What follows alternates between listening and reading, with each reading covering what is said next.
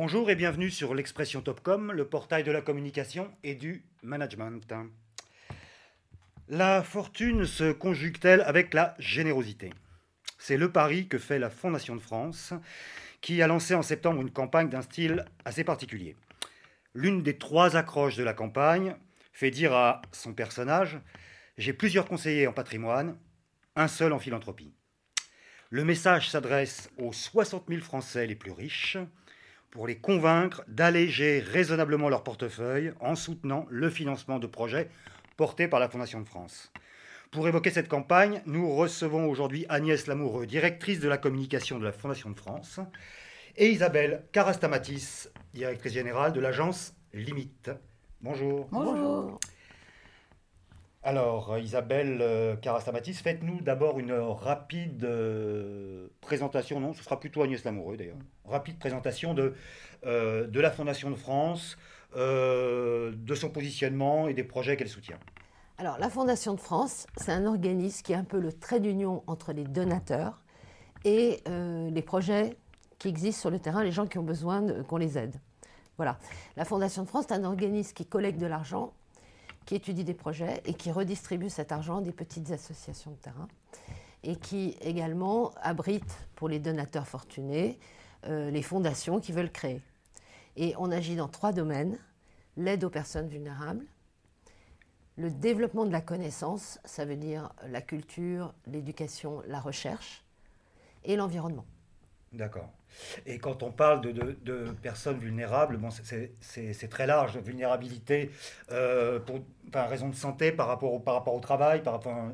En fait, quand on dit aider les personnes vulnérables, ça recouvre toutes les actions qu'on mène dans le champ du social et dans le champ de la santé, effectivement. Et puis après, il y a tout ce qui concerne des gens qui ne sont pas forcément en situation en difficulté ou en situation de vulnérabilité, mais qui sont les problèmes d'éducation, d'échec scolaire, la culture, qui est un élément important aussi à soutenir aujourd'hui. Et nous, on ne fait pas de la culture pour de la culture, on essaye de mettre la culture dans des projets d'intérêt général. Voilà, c'est comme ça qu'on traite la culture. Et puis la recherche médicale, parce que la recherche médicale, c'est quelque chose qui concerne énormément de Français. C'est la cause qui est la plus soutenue, c'est la recherche médicale. Voilà. Et les modes de financement de la Fondation de France, alors, c'est la comment? Fondation de France, contrairement à ce que son nom pourrait laisser supposer, c'est un organisme indépendant, privé, qui ne reçoit aucune subvention et qui ne vit que de l'argent des donateurs. Donc, nos ressources proviennent des dons, des legs. On reçoit pas mal de legs, de gens qui veulent perpétuer quelque chose et qui nous lèguent leur fortune quand ils n'ont pas d'enfants, notamment, ou même pas leur fortune, leur bien, on va dire, leurs ressources. Et puis, la Fondation de France donc, abrite 682 fondations sous son égide. Et également, donc, c'est une manière aussi, donc cet argent, on le gère pour eux. L'argent qu'ils nous donnent, on le gère pour eux. Voilà. D'accord. Les ressources de la Fondation de France. Okay. Et alors, pourquoi cette campagne ciblée sur les 60 000 Français les plus riches, hein, je crois que c'est ça. Est-ce que ça a un rapport avec un vent d'actualité récent où on a vu un certain nombre de gens fortunés dire « Ah oui, bah, il va falloir qu'on mette la main au portefeuille ». Est-ce que ça s'inscrit dans ce courant-là? Alors, cette campagne, elle a été conçue avant que les personnes fortunées disent qu'elles veulent être taxées. Mais effectivement, ça s'inscrit de fait dans ce courant-là. Mais en réalité, nous, on l'a conçu avant, puisqu'on l'a conçu dans le premier semestre de l'année 2011, même si elle ne n'est sortie qu'en septembre. Et en fait, c'est bien cette cible-là, c'est-à-dire les personnes les plus fortunées, 60 000 personnes, donc c'est peu de monde. Mais pourquoi? C'est parce que, en fait, la Fondation de France, classiquement, on va dire, s'adressait en communication à des donateurs comme vous et moi, à travers le marketing direct et la communication, et puis à des gens qui veulent créer leur fondation. Ce qui est une autre démarche, en fait. Créer sa fondation, il faut décider de le faire, il faut avoir un conseil d'administration, etc. Alors qu'on s'est dit, il y a effectivement un certain nombre de gens qui n'ont peut-être pas envie de créer une fondation, mais qui veulent donner du sens à ce qu'ils font, qui veulent être généreux, qui ont les moyens de le faire. Et donc, c'est pour ça qu'on a fait cette campagne, c'est pour ces gens-là. Et on a fixé le seuil de dons à 20 000 € minimum. Donc, pour donner 20 000 €, il faut déjà avoir une certaine surface financière, quoi. Voilà. D'accord. Ah, donc, oui, il y a un seuil. Absolument, c'est écrit dans nos documents. D'accord. Bon, ça ne veut pas dire qu'on refuse des dons de moins de 20 000 €, bien sûr. Ouais. Mais on a voulu montrer que ça s'adressait à une catégorie de gens qui veulent avoir du poids sur ce qu'ils font. Ce n'est pas un don anonyme, ce n'est pas un don qui va dans un grand paquet d'argent comme ça. C'est des dons sur lesquels on peut...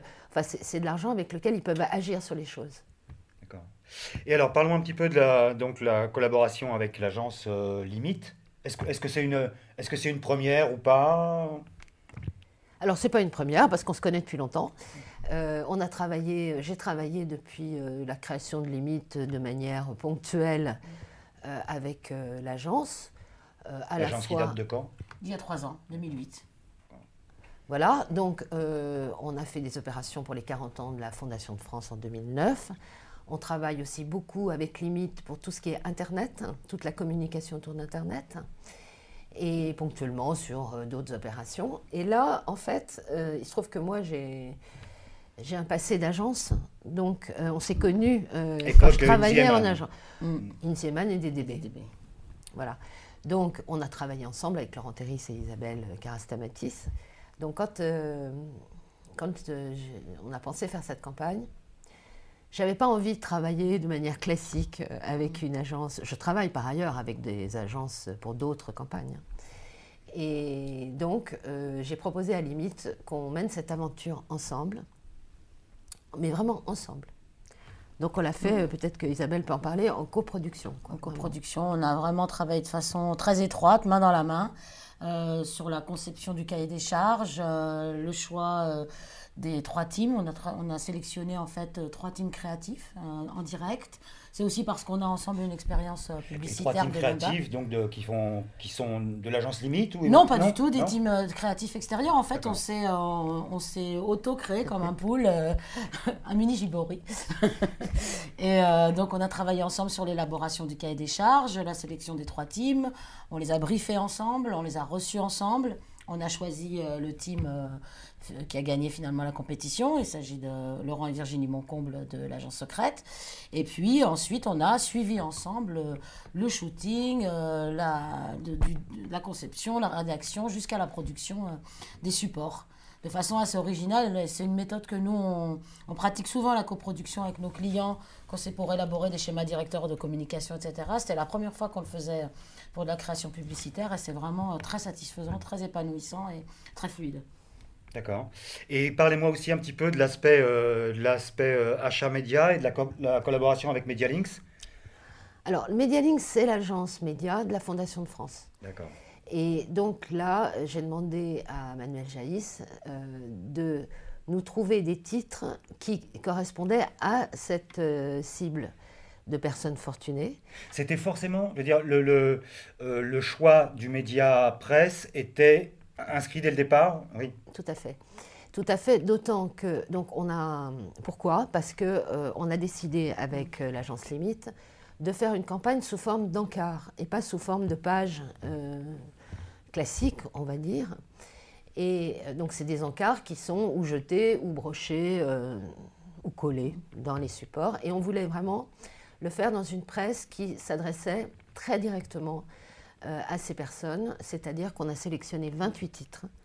Medialinks nous a sélectionné 28 titres, qui sont des journaux de niche, on peut dire, comme des journaux concernant la culture, le luxe, les sports comme le golf, l'équitation, le design, voilà, et le journal des montres. Et sur l'aspect environnement, qui est un de vos axes, est-ce qu'il y a des titres qui s'y prêtent plus particulièrement? Là, on n'a pas cherché à faire des titres par rapport à nos axes de travail. On a vraiment cherché les supports que peuvent lire ces personnes. Très haut de gamme, voilà. Et donc, on a 28 titres dans lesquels on a inséré ces encarts. Et on a inséré 950 000 exemplaires de cet encart de 4 pages. L'idée, c'était, pardon, je peux ajouter quelque chose, c'était vraiment de travailler sur un objet, c'est-à-dire que cette démarche de don pour ces populations-là, c'est un don, c'est une démarche réfléchie, maturée, et donc c'est vrai que c'est un objet qu'on garde, qu'on peut consulter à loisir et qui correspond bien au temps de la réflexion et qui n'est pas cette immédiateté de l'interpellation publicitaire. Ça va plus loin qu'une accroche, quoi. Derrière, on a un discours qu'on a testé d'ailleurs. Après tester. Et est-ce que votre statut vous permet d'accéder à des tarifs préférentiels en termes d'achat média? Alors, je dirais oui, mais comme les autres organismes caritatifs, pas plus. Simplement, on a, je dois le dire, une très bonne agence média avec Medialinks qui négocie très très bien. Donc, on a pu faire cette campagne pour une somme tout à fait raisonnable, compte tenu des différents supports dans lesquels on est publié. On peut le donner ou pas? Oui, on peut le donner. On a dépensé net 160 000 € hors taxe d'achat d'espace. Oui. Donc c'est très raisonnable. Très raisonnable. Et une chose qui est Manuel Jaïs, donc de Medialinks, a réussi à négocier, parce que quand on a un encart comme ça, il faut qu'il soit collé sur une page. Et pour le coller, il faut que la page soit à vous en général. Donc il faut l'acheter. Et bien là, il a réussi à négocier que les pages nous soient offertes. Donc on est collé la plupart du temps sur de rédactionnels ou sur des images. D'accord. Voilà. Parlons aussi du choix du photographe, qui est quand même pas innocent, Olivier Roller. Comment ça s'est fait et dans quelles conditions vous avez travaillé avec lui? Je veux juste dire, avant de parler d'Olivier Roller, je voudrais dire une chose, c'est que cette campagne, on avait fait en 2004 une campagne de portraits comme ça, mais qui s'adressait plutôt à des gens qui avaient du patrimoine pour faire des fondations. C'était De Varieux-Villaret qui avait fait cette campagne, qui a marqué une rupture dans les campagnes d'univers associatif caritatif, parce que pour la première fois, on montrait les donateurs et pas les bénéficiaires. Bon. Et donc, elle a été, cette campagne, d'ailleurs on s'en sert encore à certains moments de l'année. Et en fait, ce qui nous a beaucoup intéressé dans l'approche des créatifs, c'était qu'ils renouvelaient cette idée de portrait, mais d'une manière plus contemporaine, plus adaptée à la cible qu'on visait. Alors Olivier Roller, effectivement, c'est une proposition que nous a faite le team créatif. Oui, qui est déterminante aussi dans le ton et dans la qualité de ce qu'on a proposé, ce qu'on a pu élaborer ensemble. C'est-à-dire que c'est un spécialiste de la photographie des gens de pouvoir. Et c'était vraiment ce qu'on cherchait. Et il a réussi justement à très bien trouver le juste milieu entre cette assurance, cette confiance en soi, et puis ce petit quelque chose dans le regard qui fait qu'on n'est pas froid et qu'on met un petit peu d'émotion et on entre à la fois dans le domaine du pouvoir et dans le domaine de la générosité. Et bon, lui aussi, je dirais en termes de tarifs, il est dans une relation de partenariat ou... Ah, tout à fait. Nous, on n'aurait jamais pu accéder aux photos d'Olivier Roller s'il n'avait pas lui-même décidé de faire cette campagne pour nous, quoi. Et en même temps, on a travaillé dans des conditions ultra professionnelles qui sont les mêmes que pour n'importe quel annonceur. Mais c'est vrai que quand on est avec des annonceurs du secteur caritatif, associatif, on arrive à mobiliser de bonne volonté parce que pour la justesse de la cause et aussi l'ambition publicitaire, l'ambition qualitative qu'on avait derrière ce projet. Sur le temps de la campagne, donc c'est démarré début septembre, je crois. Est-ce qu'il y a, comment vous avez opéré cet arbitrage sur le temps? Par exemple, on sait qu'en presse magazine, en général, l'été est assez propice. Bon, est-ce que c'est quelque chose que vous avez envisagé ou pas? La détermination de la période, elle se fait sur quels critères? Alors, bon, nous, on est parti sur l'idée qu'on attendait la rentrée et que les gens reviennent. Et on le fait sur 2 mois. C'est-à-dire septembre, octobre. D'accord. Voilà. Mais ce n'est pas un one-shot, c'est une campagne qui s'inscrit aussi dans un dispositif plus complet. D'abord, il y a un site internet, mais il y a aussi des actions vis-à-vis de cette cible de grands mécènes pour les inciter, s'ils le souhaitent, à rejoindre la Fondation de France et soutenir certaines de nos actions. Et c'est une campagne qu'on va renouveler. C'est la première fois qu'on l'a fait, mais elle va continuer l'année prochaine. D'accord. Est-ce que vous avez des premiers... Là, on n'est que fin septembre, je pense que c'est peut-être un peu tôt, mais vous avez des premiers éléments d'appréciation, de remontée ou pas? Alors, on a un site internet qui est un peu le prolongement, site dédié, qui est un petit peu le prolongement de cet encart, plus explicatif, qui montre des projets le type de projet que pourraient soutenir ces personnes. Donc, on a eu, sur le premier mois, on va dire, entre le 20 août où elle a commencé et le 20 septembre, on a eu 500 visiteurs uniques qui sont venus directement, c'est-à-dire qui ne sont pas passés par des moteurs de recherche. Donc, il a fallu qu'ils tapent l'adresse, donc il a fallu qu'ils voient l'encart. Voilà. Donc, en ayant tapé l'adresse devenezgrandmécène.org, on a eu 500 visiteurs. Ces 500 visiteurs, ce qu'on peut dire, on ne peut pas encore faire un bilan global, mais ce qu'on peut dire simplement, c'est qu'ils restent longtemps. Ils restent en moyenne 4 minutes sur le site. Ils vont voir en moyenne 5 pages. Donc, c'est déjà des éléments d'information. Maintenant, on sait très bien qu'on s'adresse à des gens qui font, comme le disait Isabelle, des dons qui ne sont pas des dons coup de cœur. Quand on est dans ces montants-là, ça ne veut pas dire que ces gens-là ne font pas des dons coup de cœur, bien sûr, hein, sur une urgence, sur une... Mais là, on est dans un autre mode où c'est un don réfléchi. Donc, on ne se précipite pas sur sa carte bleue ou son carnet de chèques. Donc, il faudra, je pense, pouvoir faire un bilan à 1 an. Avant, c'est un petit peu illusoire, quoi. D'accord. Voilà. Rien en marketing direct? Non, ça s'y prête pas. C'est une cible qui, de ce que je sais, n'est pas du tout sensible au marketing direct tel qu'on le fait, qu'on peut le pratiquer quelquefois, quoi. Puis la façon dont on a conçu tout ce dispositif, c'est aussi derrière, de la part de la Fondation de France, toute une offre de service qui est liée à cette proposition, très individualisée, où on prend le temps de s'occuper des gens qui eux-mêmes prennent le temps de réfléchir et de décider de s'engager dans la durée sur des montants élevés avec la Fondation de France. Chaque personne qui nous contacte ou qui a un projet comme ça est rencontrée individuellement par quelqu'un pour essayer d'aboutir son projet le mieux, qui lui corresponde le mieux, sur la cause qui lui tient à cœur. L'avantage de la Fondation de France, c'est que comme on est sur l'ensemble du champ des causes d'intérêt général, les gens qui s'adressent à nous, en général, trouvent la cause qui les intéresse. Oui, d'accord. Et donc, ces donateurs ciblés, mécènes, oui. Est-ce qu'ils peuvent, oui, effectivement, choisir la cause pour laquelle ils ont envie de financer? Absolument.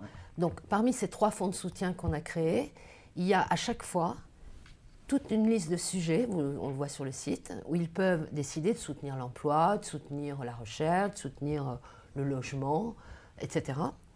Et donc, la méthode qu'on leur propose, c'est de regarder la cause qui les intéresse, ensuite de pouvoir rencontrer quelqu'un de la Fondation pour affiner leur projet. Ensuite, une fois qu'ils soutiennent une cause, quand les projets remontent, puisque nous, on travaille avec des appels à projets. Donc, on a des projets qui nous remontent du terrain. Donc, ils sont sélectionnés par des comités d'experts bénévoles. Et une fois que ces projets sont sélectionnés, les personnes qui nous accompagnent, les mécènes, peuvent ensuite rencontrer, s'ils le souhaitent, certaines associations, aller sur le terrain, voir ce qui se passe. Voilà. Certaines personnes, en fait, souhaitent ça, d'autres non. Tout le monde ne veut pas forcément aller jusque-là. Donc, on s'adapte, c'est à la carte. Et est-ce que vous avez fixé un objectif en termes de rendement, je dirais, entre guillemets? Non, on n'a pas fixé d'objectif parce que c'est une campagne d'information. C'est quand même pas une campagne de collecte au sens traditionnel du terme. Hein. Donc on n'a pas d'objectif, bien évidemment. Ce qu'on souhaite, comme on est un organisme qui ne vit que de l'argent des donateurs privés, c'est que les donateurs nous rejoignent. Voilà. Et si on raisonne sur 3 ou 4 dernières années, en moyenne annuelle, les dons et legs, ça représente... Alors, en fait, la Fondation de France soutient, je peux vous donner les chiffres 2010, on a soutenu, entre ce que fait la Fondation de France directement et les fondations qu'elle abrite, 8000 projets, soit sous forme de subvention, soit sous forme de bourse, soit sous forme de prix. 8000 projets pour un montant de 127 millions d'euros. Donc 127 millions d'euros, c'est quand même significatif. On peut faire des choses, quoi. Ouais. Voilà. C'est pas des toutes petites sommes. Bah alors, rendez-vous dans 1 an pour le bilan, alors. Exactement. Avec plaisir. Merci. Merci à vous.